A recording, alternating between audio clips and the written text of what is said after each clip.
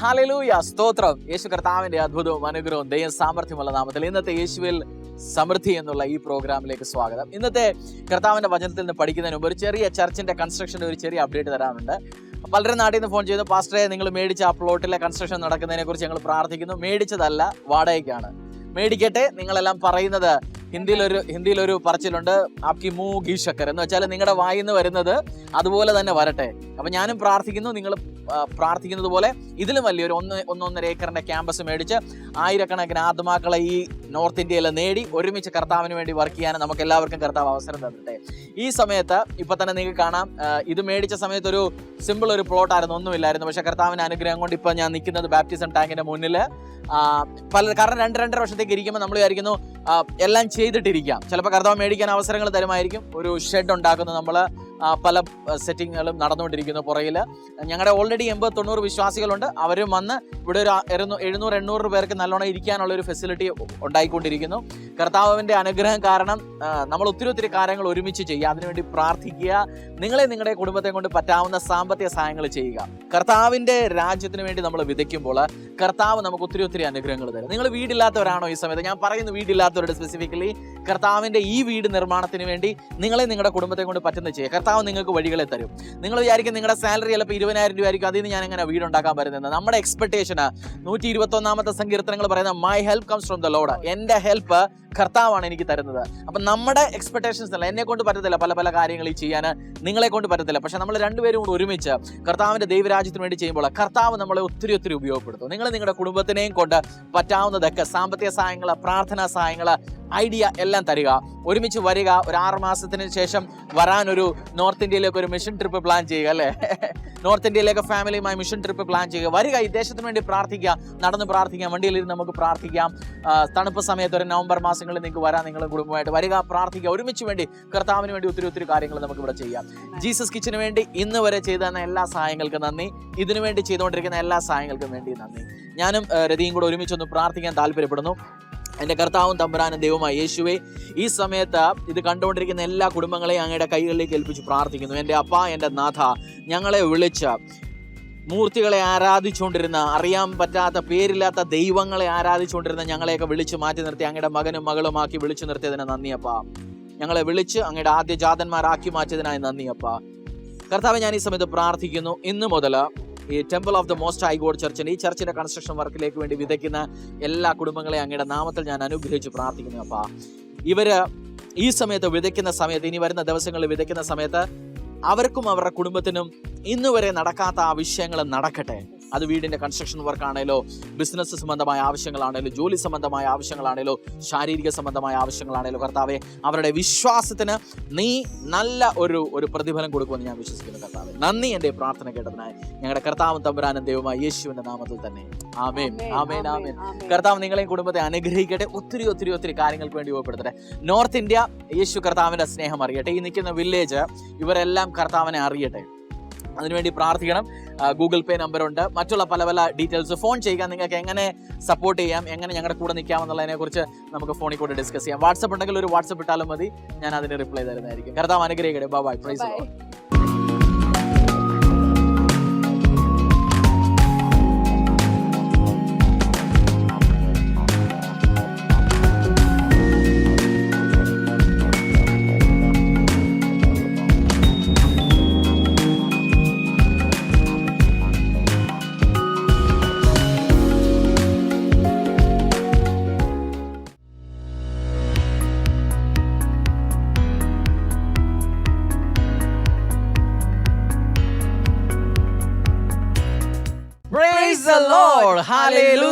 യേശു കർത്താവിന്റെ അത്ഭുതവും അനുഗ്രഹവും ദൈവം സാമർഥ്യമുള്ള നാമത്തിൽ ഇന്നത്തെ യേശുവിൽ സമൃദ്ധി എന്നുള്ള പ്രോഗ്രാമിലേക്ക് നിങ്ങൾക്ക് നിങ്ങളുടെ കുടുംബത്തിനും സ്വാഗതം.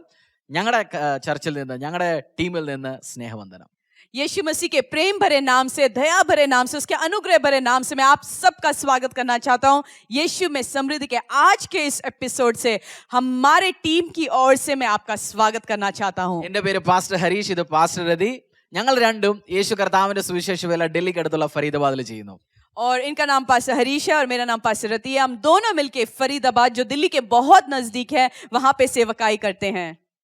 ഞങ്ങൾക്ക് ഞങ്ങളുടെ ചർച്ചിന് വേണ്ടി പ്രാർത്ഥിക്കണം, മിനിസ്ട്രിക്ക് വേണ്ടി പ്രാർത്ഥിക്കണം. നോർത്ത് ഇന്ത്യയിലെ കർത്താവിൻ്റെ സുവിശേഷം വളരാൻ വേണ്ടി നിങ്ങൾ നിങ്ങളുടെ പേഴ്സണൽ പ്രെയറിൽ ഞങ്ങളെ വെക്കണം. അതിൻ്റെ കൂടെ നിങ്ങൾക്ക് ചെയ്യാൻ പറ്റുന്ന എല്ലാം സാമ്പത്തികമായി ചെയ്യണം. और नॉर्थ इंडिया में परमेश्वर के राज्य को आगे बढ़ाने के लिए आप प्रार्थना कीजिएगा. हमारे लिए, हमारे परिवार के लिए, कलीसिया के हर एक सेवकाई के लिए आप प्रार्थना कीजिएगा. और आपके परिवार से जो कुछ हो सकता है आप हाथ खोल के कीजिएगा परमेश्वर के राज्य को आगे लेके जाने के लिए. വെനസ്ഡേ രാവിലെ 8:30 വ്യാഴാഴ്ചകളിൽ രാവിലെ 7:30 മറക്കരുത്. ഈ 2 ദിവസം എപ്പിസോഡുകൾ കാണുക. ഒരുമിച്ച് നമുക്ക് പ്രാർത്ഥിക്കാം, കർത്താവിൽ ദൈവവചനം പഠിക്കാം. और बुधवार को सुबह 8:30 बजे और बृहस्पतिवार को सुबह 7:30 बजे 2 दिन एपिसोड्स टेलीकास्ट होते हैं. भूलिएगा मत दोनों दिन को एपिसोड्स को देखना. यीशु में समृद्धि. ലാസ്റ്റ് ആഴ്ചകളിൽ നമ്മൾ ജനറേഷണൽ കഴ്സസ്, ജനറേഷണൽ ബ്ലെസ്സിങ്സ്, അതിനെക്കുറിച്ച് നമ്മൾ പഠിച്ചു. കുടുംബത്തിന് കിട്ടുന്ന അനുഗ്രഹങ്ങളും കുടുംബത്തിന് കിട്ടുന്ന ശാപങ്ങളും. അത് എങ്ങനെ വന്നു? 2 ഫാമിലി, ജോണതൻ എഡ്വേർഡ്സ്, മാക്സ് ജൂക്സ്, അവരുടെ ഫാമിലിയിൽ നിന്ന് നമ്മൾ എക്സാമ്പിൾ പഠിച്ചു. അതിൻ്റെ കൂട്ടത്തിൽ നമ്മൾ പല പല കാര്യങ്ങളും പഠിച്ചു അതിനെക്കുറിച്ച്. ഇന്ന് നമുക്ക് അതിൽ നിന്ന് തന്നെ പഠിച്ച് കുറച്ച് മുന്നോട്ട് പോയി കർത്താവിൻ്റെ ദൈവവചനത്തിൽ കൂടെ നോക്കാം. और पिछले हफ्ते हमने ये सीखा पीढ़ियों के जो श्राप हैं और पीढ़ियों के आशीष. तो आज हम देखेंगे, उससे आगे बढ़ेंगे. हम पिछले हफ्ते में हमने सीखा कि 2 परिवार के बारे में हमने सीखा, मैक्स ज्यूक्स का परिवार और जॉनथन एडवर्ड का परिवार. एक परिवार श्रापित था और एक परिवार आशीषित था. तो आज के संदेश को हम आगे बढ़ाएंगे. നിങ്ങൾ യൂട്യൂബ് ഉപയോഗിക്കാൻ അറിയാമെന്നെങ്കിൽ എനിക്ക് ഫോൺ ചെയ്യുക. ഞാൻ വാട്സപ്പിൽ കൂടെ ആ കഴിഞ്ഞ എപ്പിസോഡിൻ്റെ ലിങ്ക് അയച്ചു തരാം. മിസ് ഔട്ട് ആയെങ്കിൽ കണ്ടവരെല്ലാം അറിഞ്ഞു കാണും. നിങ്ങൾ അനലൈസ് ചെയ്ത് കാണുമല്ലോ നിങ്ങളുടെ കുടുംബത്തിൽ എന്തൊക്കെ ബ്ലെസ്സിങ്ങുകളുണ്ട്, എന്തൊക്കെ ശാപങ്ങളുണ്ട്. നിങ്ങളത് ചെയ്ത് കാണും. മുന്നോട്ട് നമുക്ക് നോക്കാം അതിൽ നിന്ന് എങ്ങനെ പുറത്തു വരാം, കൂടുതൽ അനുഗ്രഹങ്ങളിലേക്ക് എങ്ങനെ നമുക്ക് നടന്നു കയറാം എന്ന് നമുക്ക് ഇന്ന് കർത്താവിൻ്റെ വചനത്തിൽ നിന്ന് നോക്കാം. और अगर आपने पिछला एपिसोड मिस कर लिया है तो नीचे दिए गए प्रेयर लाइन नंबर पे आप मेरे को व्हाट्सएप कर सकते हैं. तो मैं आपको पिछला लिंक फॉरवर्ड करूंगा. एक पेपर और पेन के साथ बैठ के आप एनालाइज करना आपके पीढ़ी में कौन सा श्राप एक्टिवेटेड है. तो आज हम सीखेंगे, आगे हम चलेंगे. 2 ദിനവൃത്താന്തം, 2 ക്രോണിക്കൽസ് 12:9 മുതൽ 10 വരെയുള്ള അധ്യായങ്ങൾ നമുക്ക് പഠിക്കാം. 2 ദിനവൃത്താന്തം 9 അല്ല 2 ദിനവൃത്താന്തം 12, 9, 10 പഠിക്കാം. സോ മലയാളത്തിൽ ഞാൻ വായിക്കാം. ഇങ്ങനെ മിസ്രൈം രാജാവായ ശീശക് യെരുശലേമിന്റെ നേരെ വന്ന് യഹോവയുടെ ആലയത്തിലെ ഭണ്ഡാരവും രാജധാനിയിലെ ഭണ്ഡാരവും അപഹരിച്ച് ആസകലം എടുത്തുകൊണ്ടുപോയി. ശലോമോൻ ഉണ്ടാക്കിയ പൊൻപരിചകളും അവൻ എടുത്തുകൊണ്ടുപോയി. അവയ്ക്ക് പകരം റഹബോയാം രാജാവ് താമ്രം കൊണ്ട് പരിചകൾ ഉണ്ടാക്കി രാജധാനിയുടെ വാതിക്കൽ കാക്കുന്ന അകമ്പടി നായകന്മാരുടെ കയ്യിൽ ഏൽപ്പിച്ചു. अब हम पढ़ेंगे दूसरा इतिहास 12:9 से लेकर 12 तक. दूसरा इतिहास 12:9 से. तब मिस्र का राजा शिशक यरूशलेम पर चढ़ाई करके यहोवा के भवन की अनमोल वस्तुएं और राजभवन की अनमोल वस्तुएं उठा ले गया. वह सब कुछ उठा ले गया और सोने की जो ढालें सुलेमान ने बनाई थी उनको भी वह उठा ले गया. तब राजा रहूबियाम ने उनके बदले पीतल की ढालें बनवाई और उन्हें पहरुए के प्रधानों के हाथ में सौंप दिया जो राजभवन के द्वार की रखवाली करते थे. जब जब राजा यहोवा के भवन में जाता तब तब पहरुए आकर उन्हें उठा ले चलते और फिर पहरुए की कोठरी में लौट कर रख लेते थे. നമുക്ക് സോളമൻ രാജാവ് ആ ദേശത്തിലെ ഏറ്റവും, ഈ ലോകത്തിലെ തന്നെ ഏറ്റവും ധനികനായ രാജാവായിരുന്നു. അദ്ദേഹം സ്വർണം കൊണ്ട് പല പല കാര്യങ്ങളും കർത്താവിന്റെ മന്ദിരത്തിനേക്ക് വേണ്ടി ഉണ്ടാക്കി. और जैसे हम जानते हैं सुलेमान राजा तो जो था वो इतिहास में, पूरे इतिहास में सबसे धनी, सबसे अमीर, सबसे प्रॉस्परस राजा था.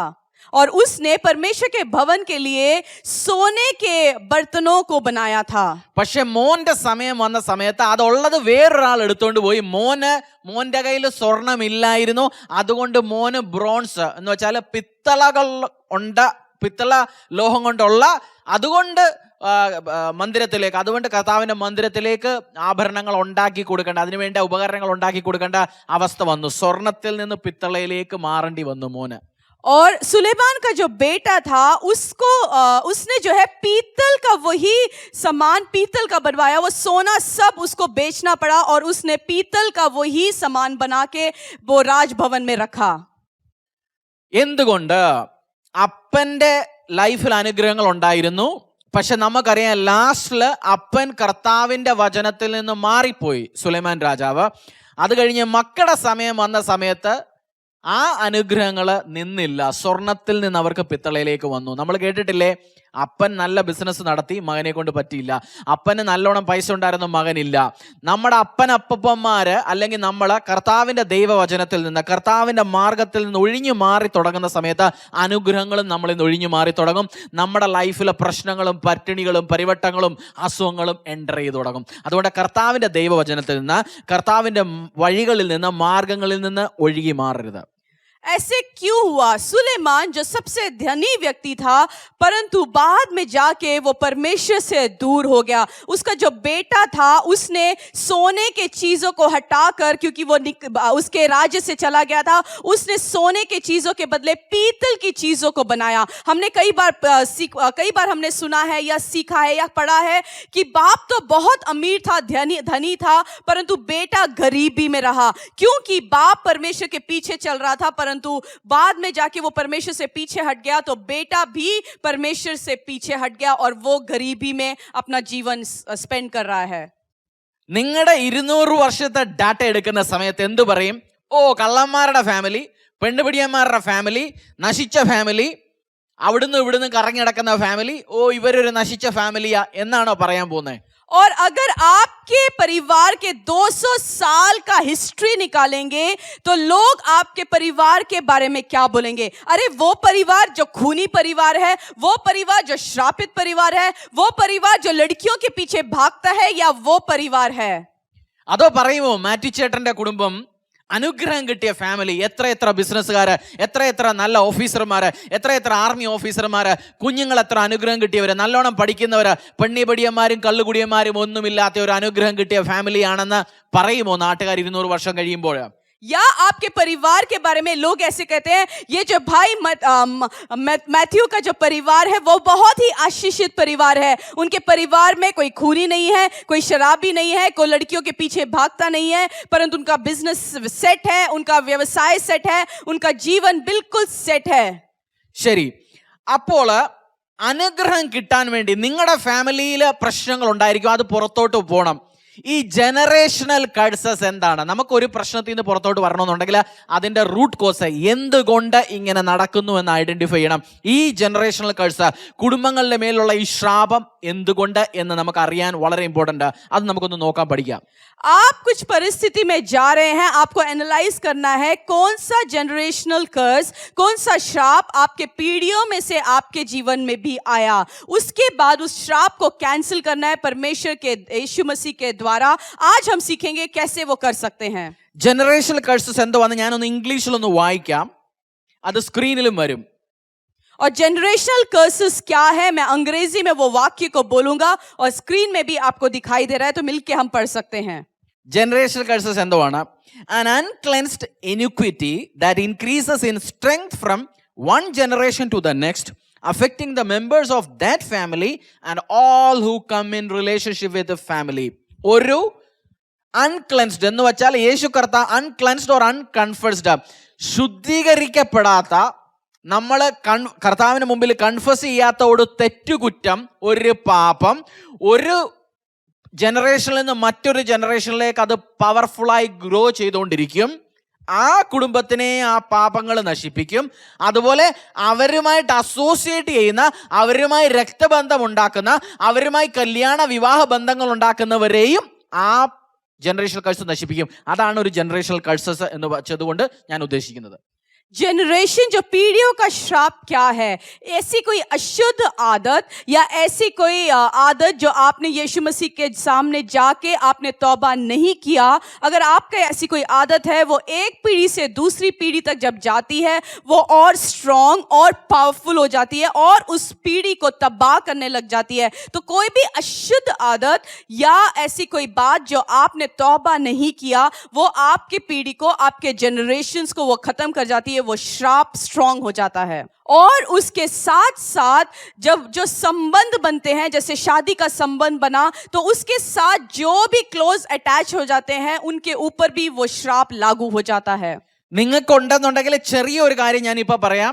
യേശു കർത്താവിൻ്റെ നാമത്തിനും യേശു കർത്താവിൻ്റെ രക്തത്തിനും മാത്രമേ നിങ്ങളുടെ പാപങ്ങളെ ശുദ്ധീകരിക്കാനുള്ള പവറുള്ളൂ. യേശുവിൻ്റെ നാമം നിമിത്തം മാത്രമേ ഇതെല്ലാം ശുദ്ധീകരിച്ചു മാറത്തുള്ളൂ. अगर ऐसा कोई श्राप आपके परिवार में है तो मैं अब आपको बताना चाहता हूं, यीशु का नाम और यीशु के लहू के द्वारा ही हर एक श्राप टूट सकता है. ഞാൻ ഹിന്ദു കുടുംബത്തിൽ നിന്ന്, ഞങ്ങൾ 2 ഹിന്ദു കുടുംബത്തിൽ നിന്ന് വന്നു. ഒത്തിരി മൂർത്തികളെ ആരാധിച്ചു, ഒത്തിരി ഇലയെയും ചെടിയെയും മഴയെയും സൂര്യനെയും ചന്ദ്രനെയും എല്ലാം ആരാധിച്ചു. ഒരു കാര്യം മനസ്സിലായി, ഞങ്ങളുടെ പാപങ്ങളിൽ നിന്നും ഞങ്ങളുടെ ഈ കഴ്സുകളിൽ നിന്നും ഞങ്ങളെ പുറത്തോട്ട് കൊണ്ടുപോകാൻ യേശു കർത്താവിൻ്റെ നാമം, യേശു കർത്താവിൻ്റെ രക്തം, ആ തിരുരക്തം മാത്രമാണ് ഞങ്ങളെ പുറത്തോട്ട് കൊണ്ടുവന്ന ഈ ശാപങ്ങളിൽ നിന്നും ഈ പ്രശ്നങ്ങളിൽ നിന്നും. और हम दोनों एक हिंदू परिवार से, एक मूर्ति पूजक परिवार में से आए हैं. हम जो पेड़ पौधों को, सूर्य चंद्रमा को, बारिश को पूजा करते थे, हमने ये समझ लिया कि हमारे हर एक श्राप, हर एक पाप यीशु के नाम से और यीशु के लहू के द्वारा ही साफ हो सकता है. ഒരു എക്സാമ്പിളിൽ കൂടെ പഠിപ്പിക്കാം. വിചാരിച്ചോ, നമ്മുടെ നാട്ടില് തമ്പിച്ചായ എന്ന് പറഞ്ഞ ഒരാളുണ്ട്. അദ്ദേഹം ചെറിയ രീതിയിൽ കള്ളു കുടിക്കും, ചെറിയ രീതിയിൽ തെറ്റുകുറ്റങ്ങൾ കാണിക്കും, ചെറിയ രീതിയിൽ ഇത്തിരി കള്ളത്തരങ്ങൾ കാണിക്കും, ചെറിയ രീതിയിൽ വ്യവസായത്തിലും അവിടെ ഇവിടെയൊക്കെ കള്ളത്തരങ്ങൾ കാണിക്കും. ഒരു 60 വയസ്സായപ്പോൾ പുള്ളി ഇതൊക്കെ കാണിച്ച് ഇത്തിരി പൈസയൊക്കെ ഉണ്ടാക്കി അങ്ങ് നശിച്ചുപോയി, അല്ല മരിച്ചുപോയി. പുള്ളി കുഴപ്പമില്ലാത്തൊരു കുടുംബജീവിതമൊക്കെ നയിച്ച്. और एक उदाहरण के साथ मैं इसको और स्पष्ट रूप से आपको बताऊंगा. जैसे आपके गांव में कोई शर्मा भाई साहब हैं और वो थोड़ा सा चोरी करते थे, थोड़ा सा शराब पीते थे, थोड़ा सा नशा करते थे और 60 साल की उम्र तक उन्होंने पैसा कमाया और उस टाइम वो मर गए. അദ്ദേഹത്തിന് മക്കൾ വന്ന സമയത്ത് അവർ വലിയ രീതിയിൽ കള്ളു കുടിക്കാൻ തുടങ്ങി, വലിയ രീതിയിൽ കള്ളത്തരങ്ങൾ കാണിക്കാൻ തുടങ്ങി, വലിയ രീതിയിൽ തെറ്റുകുറ്റങ്ങൾ ചെയ്യാൻ തുടങ്ങി. അതിൻ്റെ കൂട്ടത്തിൽ അവർ മർഡറും മറ്റുള്ള കാര്യങ്ങളും കൂടെ ചെയ്യാൻ തുടങ്ങി. ആ അപ്പച്ചൻ 60ാമത്തെ വയസ്സിൽ മരിച്ചു. 45 വയസ്സായ സമയത്ത് മോനെ തെറ്റുകുറ്റങ്ങൾ കാരണം വേറൊരാൾ കുത്തിക്കൊന്നു. और जो उनकी दूसरी पीढ़ी जो निकली, उनके बच्चे जो निकले, वो थोड़ा नहीं परंतु बहुत ज्यादा शराब पीते थे, बहुत ज्यादा गलत काम करते थे, बहुत ज्यादा झूठ बोलते थे और उनके पीढ़ी में से एक खूनी भी निकल आ गया क्योंकि उन्होंने गलत काम किया तो किसी ने जाके उसको मार दिया. जो पापा थे वो 60 साल में मर गए और जो बेटा था वो 45 साल में किसी और के द्वारा मारा गया. ഈ 45 വയസ്സുള്ള ആളുടെ മോന് എത്ര വയസ്സ്? 45 വയസ്സായി കഴിയുമ്പോൾ മൂത്ത മോന് കൂടിപ്പോയാൽ 19-20 വയസ്സ് കാണത്തുള്ളൂ. അപ്പനില്ലാത്തത് കാരണം അവന് കുടുംബം പുലർത്തേണ്ടി വന്നത് കാരണം പഠിക്കാൻ പറ്റിയില്ല. പെട്ടെന്ന് പൈസ ഉണ്ടാക്കേണ്ടത് കാരണം അവൻ കള്ളത്തരങ്ങളിലും തെറ്റുകുറ്റങ്ങളിലും പോയി ക്രിമിനൽ കാര്യങ്ങൾ ചെയ്തു, മയക്കുമരുന്ന് വിൽക്കാൻ തുടങ്ങി. 25ാമത്തെ വയസ്സിൽ ജയിലിലുമായി. അവൻ്റെ ലൈഫ് നശിച്ചുപോയി. और जो 45 साल का जो बेटा था, उसका जो बेटा हुआ वो कितने साल का होगा? 19 साल का जब वो मर गया. तो 19 साल में, क्योंकि उसको घर चलाना था, 19वीं साल में उसने काम करना शुरू किया और उसने चोरी चकेरी करना शुरू किया क्योंकि उसको घर पालना था. वो पढ़ाई पूरा नहीं कर सका और वो भी गलत कामों में चला गया. അപ്പൂപ്പൻ മരിച്ചത് 60ാമത്തെ വയസ്സിൽ, അവൻ്റെ അച്ഛൻ മരിച്ച 45ാമത്തെ വയസ്സിൽ, ഇവൻ 25ാമത്തെ വയസ്സിൽ ജയിലിലായി. ഞാൻ പറഞ്ഞില്ലേ, തെറ്റുകുറ്റങ്ങൾ നമ്മൾ ചെയ്തുകൊണ്ടിരിക്കുന്ന സമയത്ത് കർത്താവിൻ്റെ മുന്നിൽ ക്ഷമിച്ചില്ലെങ്കിൽ, കർത്താവിൻ്റെ മുന്നിൽ പാപം ഏറ്റു പറഞ്ഞില്ലെന്നുണ്ടെങ്കിൽ ഒരു സ്ട്രെങ്ത് ആയിട്ട് ഇത് വളർന്നുകൊണ്ടിരിക്കും. ഒരു മരം വളരുന്നത് പോലെ ഈ പാപങ്ങൾ വളർന്ന് നിങ്ങളുടെ കുടുംബത്തെ നശിപ്പിച്ചുകൊണ്ടിരിക്കും. നിങ്ങളുടെ കുടുംബത്തിലെ ജനറേഷണൽ കഴ്സസ് എന്താണ്? ഇന്ന് ഐഡന്റിഫൈ ചെയ്യുക, യേശുവിൻ്റെ നാമത്തിൽ ഏറ്റു പറയുക, യേശു കർത്താവിൻ്റെ തിരുരക്തം പറയുക. അല്ലെന്നുണ്ടെങ്കിൽ ഒരു 50 വർഷത്തിനുള്ളിൽ കുടുംബം നശിച്ചു പോകും. और जो दादा था वो 60 साल में मर गया थोड़ी सी गलती करके. जो बेटा निकला वो 45 साल में बड़ी गलती करके मर गया और 19वें साल में उसका जो बेटा था वो खूनी करके वो भी मर गया. मैं ये कहना चाहता हूँ, जो श्राप होते हैं वो एक पीढ़ी से दूसरी पीढ़ी तक बढ़ते जाते हैं. और मैं ये कहना चाहता हूँ कि अगर आपने श्रापों को, अगर आपने गलतियों का तौबा नहीं किया यीशु के नाम के द्वारा, यीशु के लहू के द्वारा, तो ये श्राप जो है एक पीढ़ी से दूसरी पीढ़ी तक बढ़ते जाएंगे. जैसे एक पेड़, छोटा पेड़ बड़ा होता जाएगा, वैसे भी श्राप एक पीढ़ी से दूसरी पीढ़ी, तीसरी पीढ़ी तक बढ़ता जाएगा. और इसको अगर आपने श्रापों से निकलना है तो यीशु का लहू और यीशु का नाम ही आपको बाहर निकाल सकता है. വേറെ ഒരാള് നമ്മൾ പറഞ്ഞു അൺക്ലെൻസ്ഡ് ഇനിക്വിറ്റി, ജനറേഷണൽ കഴ്സസിൽ ആ കുടുംബവുമായി ബന്ധമുണ്ടാക്കുന്നവരിലും ഇങ്ങനെയുള്ള പ്രശ്നങ്ങൾ വരുമെന്ന് ഞാൻ പറഞ്ഞിരുന്നു. और मैंने एक चीज और बोला था कि अशुद्ध पाप और ऐसे जो अशुद्ध पाप करते हैं उनके साथ कोई संगति करता है तो उसके ऊपर भी ये श्रापों का प्रभाव पड़ता है. മോളെ മോനെ നിങ്ങൾ കേട്ടോണ്ടിരിക്കുന്നവരെ, നിങ്ങൾ യേശു കർത്താവിനെ അറിയാത്ത കുടുംബങ്ങളിലേക്ക് പോയി കല്യാണം കഴിക്കുന്ന സമയത്ത്, അവരുമായി സ്നേഹബന്ധങ്ങൾ ഉണ്ടാക്കുന്ന സമയത്ത് നിങ്ങൾ അറിയാതെ അവരിലുള്ള ശാപങ്ങളും അവരിലുള്ള പ്രശ്നങ്ങളിലും കൂടെ നീയും നിന്റെ കുടുംബവും കൂടെ പങ്കാളികളാകാൻ പോവുക. और मेरे बेटे और मेरी बेटी, मैं आपसे कहना चाहता हूं, जब आप यीशु मसीह को अपने उद्धारकर्ता के रूप में जान चुके हो, उसके बाद जब आप किसी अन्य जाति व्यक्ति के साथ शादी करते हो तो आप उनके पीढ़ियों से जो श्राप निकलता है उस श्राप को भी आप अपने ऊपर ले लेते हो और आप उसमें से फिर निकल नहीं पाते.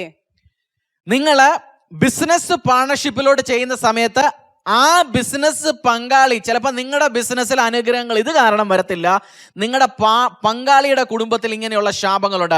നിങ്ങൾ ആ ശാപങ്ങളിലൊക്കെ നിങ്ങൾ പാർട്ണർഷിപ്പ് ആകുന്ന സമയത്ത് നിങ്ങളുടെ കുടുംബങ്ങളിലും അതേ ശാപങ്ങൾ, അതേ പ്രശ്നങ്ങൾ നിങ്ങളുടെ ബിസിനസ്സിലും വരാം. സോ ബിസിനസ് പാർട്ണർഷിപ്പ് ചെയ്യുന്ന സമയത്ത്, കല്യാണം കഴിക്കുന്ന സമയത്ത് വളരെ കെയർഫുൾ ആകുക ഏത് ഫാമിലിയിലേക്കാണ് നിങ്ങൾ എൻ്റർ ആകുന്നതെന്ന്. और जब आप किसी के साथ बिजनेस पार्टनरशिप करते हो उस टाइम अगर वो व्यक्ति पाप में है, गलत संबंधों में है, और जब आप उसके साथ बिजनेस पार्टनरशिप करते हो तो उसके पाप आप अपने ऊपर, अपने परिवार के ऊपर भी ले लेते हो. उसने जो गलतियां की उसके द्वारा जो श्राप उसके परिवार के ऊपर है वो भी आप अपने परिवार के ऊपर ले लेते हो. तो जब आप बिजनेस पार्टनरशिप करते हो, जब आप शादी करते हो तो बहुत ध्यान से करना कि आपका जो रिश्तेदार है या आपका जो संबंधी है या आपका जो बिजनेस पार्टनर है वो परमेश्वर के वचन के अनुसार चलता हो. നമ്മൾ ഇപ്പൊ പഠിച്ചു സോളമൻ സ്വർണം കൊണ്ട് പലതും ഉണ്ടാക്കി, അദ്ദേഹത്തിന്റെ മോൻ പിത്തള കൊണ്ട് പലതും ഉണ്ടാക്കി. അങ്ങനെയുള്ള സമയങ്ങളിൽ സോളമന് പോണ്ടി വന്നു, സോളമന്റെ മക്കൾക്ക് പോണ്ടി വന്നു. और हमने अभी सीखा कि सुलेमान ने तो सोने से सब कुछ बनाया परंतु उसका बेटा उसने पीतल से सामान को बनाया. രണ്ട് ബൈബിൾ അധ്യായങ്ങൾ ഞാനിപ്പോൾ പഠിക്കും പെട്ടെന്ന്. ഒന്ന് പുറപ്പാട് 20:5-6. പുറപ്പാട് 20:5-6. You shall not bow down to them or serve them, or I, the Lord your God, I am a jealous God, visiting the iniquity of the fathers on the children to the third and the fourth generation of those who hate me, but showing steadfast love to thousands of those who love me and keep my commandments. निर्गमन 20:5 और 6.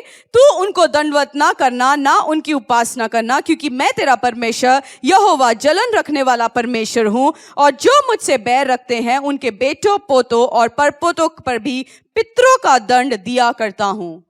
കർത്താവ് പറയുന്നത്, ഞാൻ നിന്റെ അപ്പനും നിന്റെ കൂടെ വരാൻ പോകുന്ന ജനറേഷൻ അവരെ എല്ലാം ഞാൻ വിസിറ്റ് ചെയ്തും ശാപങ്ങളുണ്ടെങ്കിൽ ഞാൻ ശാപങ്ങൾ കൊടുത്തുകൊണ്ടിരിക്കും, പക്ഷെ ഞാൻ അനുഗ്രഹങ്ങളുണ്ട് അനുഗ്രഹങ്ങളും കൊടുക്കും. കർത്താവ് ദൈവവചനത്തിൽ പറയുന്നത്, ഞാൻ പറയുന്ന ഒരു സിമ്പിൾ കാര്യം, അപ്പൻ്റെ അമ്മയുടെ സ്വത്ത്, സ്വർണം, വകകൾ കിട്ടും, PF, ബാങ്ക് ഡിപ്പോസിറ്റ് കിട്ടുമെന്നുണ്ടെങ്കിൽ അപ്പൻ്റെ അമ്മയുടെയും തെറ്റുകുറ്റങ്ങൾ, അപ്പൻ്റെ അമ്മയുടെയും തെറ്റ് കൊള്ളരുതായ്മകൾ, അതിൻ്റെയും ഫലങ്ങൾ നമുക്ക് അനുഭവിക്കേണ്ടി വരും, നിങ്ങളുടെ കുഞ്ഞുങ്ങൾക്ക് അനുഭവിക്കേണ്ടി വരും.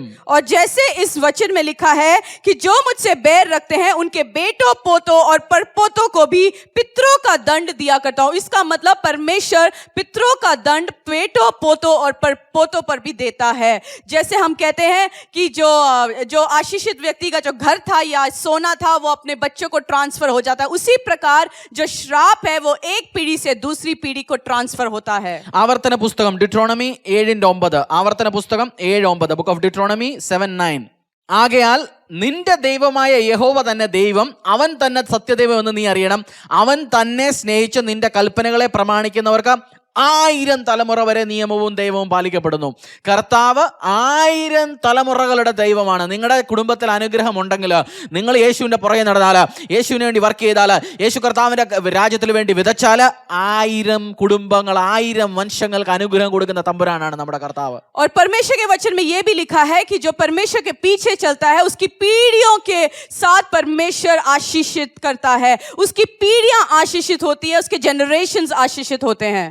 ഒരു കാര്യം ഞാൻ പറയാം, ഐഡിൽ വർഷിപ്പ്, മൂർത്തി പൂജ ചെയ്യുന്ന കുടുംബങ്ങള്, ഫാമിലികള് കഴ്സിൽ പോകുന്നു. ഞാനല്ല പറയുന്ന, കർത്താവിന്റെ വചനം പറയുന്നു. ഞാൻ അങ്ങനെയുള്ള കുടുംബത്തിൽ നിന്ന് വന്ന ആളാ. और मैं ये कहना चाहता हूँ, जो मूर्ति पूजक में से, परिवार में से निकले हैं वो श्रापित हैं. मैं ऐसा नहीं कहता हूँ, परंतु परमेश्वर का वचन हमें ये सिखाता है कि श्रापित है वो परिवार जो मूर्ति पूजा करता है. അതുകൊണ്ട് മൂർത്തി പൂജിക്കുന്നവരാണോ ഇന്ന് സത്യദൈവമായ യേശുവിനെ, പരിശുദ്ധാത്മാവിനെ, നമ്മുടെ കർത്താവായ ദൈവത്തിനെ ആരാധിക്കാൻ തുടങ്ങുക, നമ്മുടെ ദൈവമാകുന്ന പിതാവിനെ ആരാധിക്കാൻ തുടങ്ങുക. നിങ്ങളുടെയും നിങ്ങളുടെ കുടുംബത്തിലും ഇനിയും വണ്ടർഫുൾ ബ്ലെസ്സിങ്സുകൾ എൻട്രി ചെയ്യും. और अगर आप एक मूर्ति पूजक परिवार में से हो तो मैं आपको बताना चाहता हूं कि प्रभु यीशु मसीह को अपने उद्धारकर्ता परमेश्वर के रूप में स्वीकार कर लीजिए, उसके वचनों के अनुसार चलिए और परमेश्वर आपके और आपके परिवार के ऊपर आशीष और अनुग्रह देगा. പ്രാർത്ഥിക്കാം. ഇനിയും എപ്പിസോഡുകൾ ഇത് കണ്ടിന്യൂസ് ആയി ഇനിയും പോകാൻ പോകുന്നു.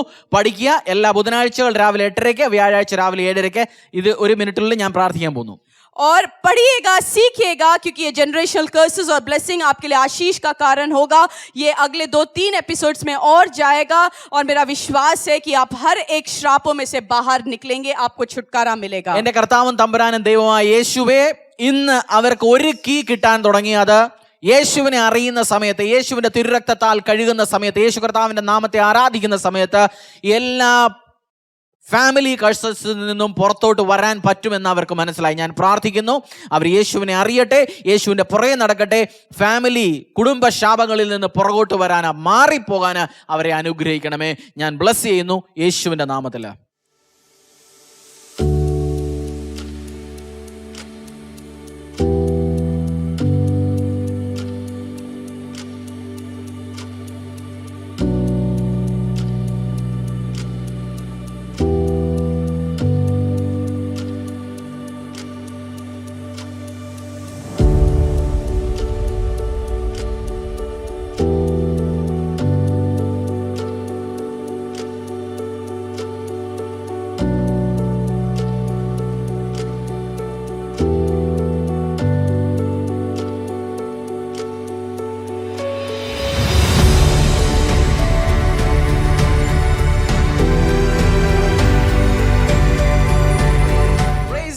ഹല്ലേലൂയ.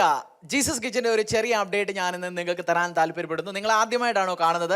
ജീസസ് കിച്ചൻ ഞങ്ങളുടെ ചർച്ചിൻ്റെ ചാരിറ്റി വിങ് ലാസ്റ്റ് ഇയറിൽ 2020 ഏപ്രിലിൽ ലോക്ക്ഡൗൺ സമയത്ത് കർത്താവിൻ്റെ നിർദ്ദേശപ്രകാരം ഞങ്ങൾ ആളുകൾക്ക് ആഹാരം കൊടുക്കാൻ തുടങ്ങി. 250-300 പേർക്കടുത്ത് ഇന്നും ജീസസ് കിച്ചൻ ആഹാരം കൊടുക്കുന്നുണ്ട്. ഹോസ്പിറ്റലുകളിൽ, ICUകളിൽ, സ്ലമ്മുകളിൽ, അടുത്തുള്ള പല പല ഏരിയകളിൽ പോയി ഞങ്ങൾ ആഹാരം കൊടുക്കുന്നു. അതെങ്ങനെ ചെയ്യാൻ പറ്റുന്നു? കർത്താവിൻ്റെ ഇൻസ്ട്രക്ഷനാണ് നിങ്ങൾ ചെയ്യുക. നമ്മുടെ വചനത്തിൽ എഴുതിയിട്ടുണ്ട്, നിങ്ങളൊരു ബാങ്ക്വറ്റിൽ ഒരാളെ വിളിക്കുന്ന സമയത്ത്, ഒരു പാർട്ടിയിൽ വിളിക്കുന്ന സമയത്ത് നിങ്ങളെ അനുഗ്രഹം തരാൻ പറ്റാത്തവരെ വിളിക്കുക. കാരണം കർത്താവ് നമുക്ക് പബ്ലിക്കലായി റിവാർഡ് ചെയ്യും. അതാണ് ഞങ്ങളുടെ പ്രോമിസ് വേഴ്സ് കർത്താവിൻ്റെ. ജീസസ് കിച്ചനെ കുറിച്ചുള്ള അപ്ഡേറ്റുകൾ ഇന്ന് സ്ലമ്മുകളിൽ പോകുന്നു, പലയിടത്തും കൊടുക്കുന്നു. അത് ഞങ്ങളെ കൊണ്ട് ചെയ്യാൻ പറ്റുന്നത് നിങ്ങളെപ്പോലെ കർത്താവിൽ വിശ്വസിക്കുന്ന, ചാരിറ്റി ചെയ്യാൻ താല്പര്യമുള്ള, നോർത്ത് ഇന്ത്യ അനുഗ്രഹിക്കാൻ താല്പര്യമുള്ള പല ഉദാരമതികളും യേശുവിൻ്റെ നാമത്തിൽ അതിനുവേണ്ടി വിതയ്ക്കുന്നത്. കാരണം ഞാൻ നിങ്ങളോട് റിക്വസ്റ്റ് ചെയ്യുന്നു, ഈ സമയത്ത് നോർത്ത് ഇന്ത്യ വളരെ കോവിഡിൻ്റെ പ്രശ്നങ്ങളിൽ കൂടെ പോകുന്നു. പലരും മെഡിസിൻ കിറ്റുകൾ കൊടുക്കുന്നു, പല പല കാര്യങ്ങൾ ചെയ്യുന്നു. ഞങ്ങളുടെ ചർച്ചിനെ കൊണ്ട് പറ്റുന്നതെല്ലാം ചെയ്യുന്നു. നിങ്ങളും കൂടെ ഞങ്ങളുടെ കൂടെ പാർട്ണറായി നിന്ന് നമുക്ക് ഒരുമിച്ച് കർത്താവിൻ്റെ സുവിശേഷത്തിന് വേണ്ടി, കർത്താവിൻ്റെ ദൈവരാജ്യത്തിൻ്റെ പേരിൽ നോർത്ത് ഇന്ത്യയിൽ നമുക്ക് വാരി വിതയ്ക്കാം. നിങ്ങൾ നിങ്ങളുടെ ചർച്ചിൽ ദശാംശം കൊടുക്കുന്നതിൻ്റെ കൂടെ 1-2% നിങ്ങളെ കൊണ്ട് പറ്റുന്നത് 500 രൂപയോ 5000, 5 ലക്ഷം എനിക്കറിയത്തില്ല. കർത്താവ് നിങ്ങളോട് സംസാരിക്കുന്നത് ഈ വർക്കിലേക്ക് വേണ്ടി വിതയ്ക്കുക. കർത്താവിൻ്റെ വചനം നോർത്ത് ഇന്ത്യ അറിയട്ടെ, കർത്താവിൻ്റെ സ്നേഹം നോർത്ത് ഇന്ത്യ അറിയട്ടെ. ഞാൻ ഹൈന്ദവ കുടുംബത്തിൽ നിന്ന് വന്ന ഞാൻ രക്ഷിക്കപ്പെട്ടത് നോർത്ത് ഇന്ത്യയിലുള്ള ഇവിടെയുള്ള ഒരു അസംബ്ലീസ് ഓഫ് ഗോഡ് ചർച്ചിൽ കൂടാണ്. അതുകൊണ്ട് നിങ്ങൾ അയക്കുന്നില്ലെന്നുണ്ടെങ്കിൽ ഞങ്ങൾക്ക് എങ്ങനെ പോകാൻ പറ്റും? കർത്താവിനെ കുറിച്ച് അറിയാൻ, കർത്താവിൻ്റെ വചനങ്ങളെക്കുറിച്ച് പറയാൻ, കർത്താവിൻ്റെ സ്നേഹം ആഹാരത്തിൽ കൂടെ, മറ്റ് ചാരിറ്റി വർക്കുകളിൽ കൂടെ കാണിക്കാൻ ഞങ്ങളെ കൊണ്ട് പറ്റും. നമുക്ക് ഒരുമിച്ച് നിന്ന് ചെയ്യാം. ഞാൻ നിങ്ങൾക്ക് വേണ്ടി പ്രാർത്ഥിക്കാൻ താല്പര്യപ്പെടും. എൻ്റെ കർത്താവേ, ദൈവമേ, യേശുവേ, ഈ സമയത്ത് ജീസസ് കിച്ചന് വേണ്ടിയ ചാരിറ്റിക്ക് വേണ്ടിയിട്ട്, കർത്താവിൻ്റെ സുവിശേഷത്തിന് വേണ്ടിയിട്ട്, നോർത്ത് ഇന്ത്യയിലേക്ക് വേണ്ടി വാരി വിതയ്ക്കുന്ന എല്ലാ കുടുംബങ്ങളെയും ഞാൻ അങ്ങയുടെ കൈകളിലേക്ക് ഏൽപ്പിച്ച് പ്രാർത്ഥിക്കുന്നു. കർത്താവെ അനുഗ്രഹിക്കണമേ. വലിയ വലിയ കാര്യങ്ങൾക്ക് വേണ്ടി അവരെ ഉപയോഗിക്കണമേ. അപ്പാ, എൻ്റെ നാഥ, അവർ ചെയ്യുന്ന എല്ലാ നല്ല കാര്യങ്ങളും ഓർത്തു വച്ച് അവർക്ക് അങ്ങയുടെ സ്വർഗീയ ട്രഷറിയിൽ നിന്ന്, സ്വർഗീയ ഭണ്ഡാരങ്ങളിൽ നിന്ന് അങ്ങ് അവരെ അനുഗ്രഹിക്കണമേ. നന്ദി അപ്പാ, എന്നോട് കൂടെ ഇരിക്കുന്നതിനും ഞങ്ങളുടെ പ്രാർത്ഥനകൾ കേൾക്കുന്നതിനും. യേശുവിൻ്റെ നാമത്തിൽ തന്നെ പ്രാർത്ഥിക്കുന്നു. എല്ലാവരെയും അങ്ങയുടെ നാമത്തിൽ തന്നെ അനുഗ്രഹിക്കുന്നു. ആമേൻ. ബായ്. Price the Lord. കുറച്ച് ഡീറ്റെയിൽസ് കൂടെ ഉണ്ട്. എല്ലാ കാര്യങ്ങളും ഞങ്ങളുടെ പ്രസൻറ്റേഷനിൽ കൂടെ നിങ്ങൾക്ക് അറിയാൻ പറ്റുന്നതായിരിക്കും. ബായ്. പ്രൈസ്.